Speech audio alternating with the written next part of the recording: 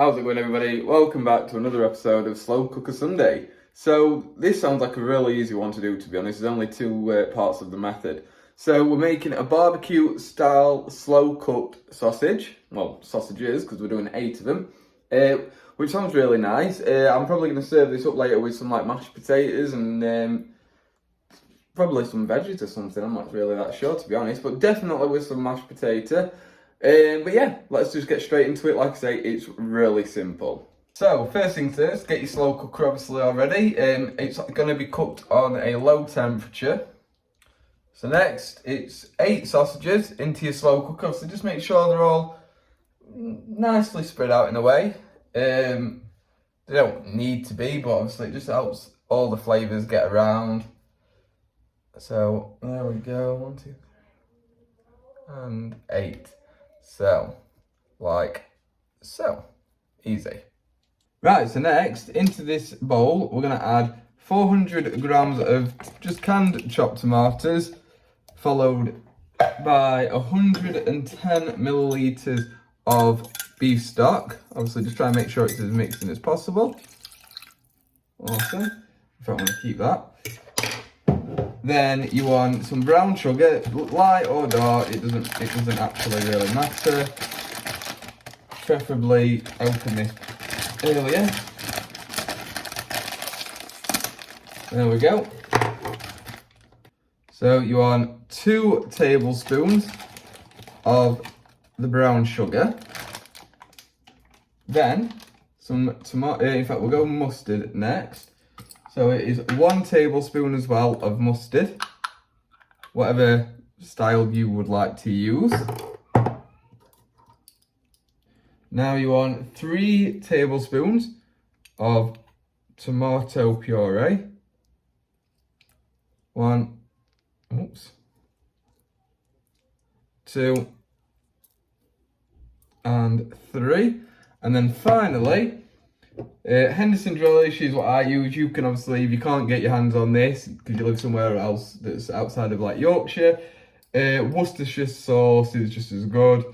Obviously that comes if you live abroad as well. I know some people that watch American and things. So you want 1.5 tablespoons of that. And then we're going to give it a really good mix. Hence why I kept this fork from earlier. Make sure it's all mixed in nicely together. You don't want any of it separated, especially like the mustard if it's thick, like this one is.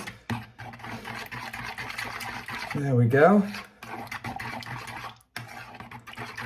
So there is supposed to as well be 2 tablespoons of white wine vinegar, which I was certain I had, but my partner must have used up the last of it. So I've skipped out on that. So we're just going to see how it goes. It should be okay without it. I can't see it being a massive issue. Right, next step. Now, we're just going to completely coat the sausages. We do this in a way that don't block you off completely. Like so.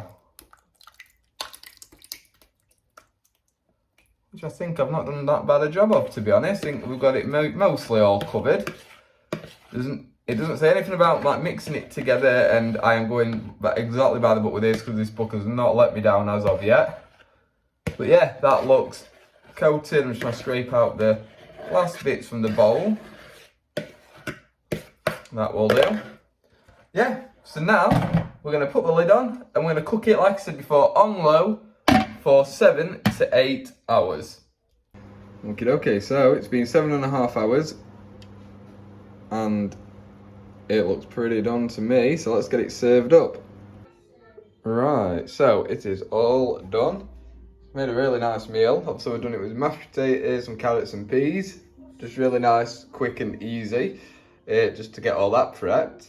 So let's give it a try and see what it tastes like.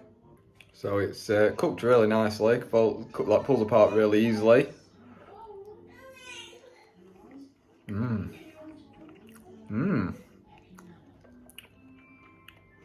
It's nice. It's not even, there's a lot of tomato in it, but it's not even remotely tangy.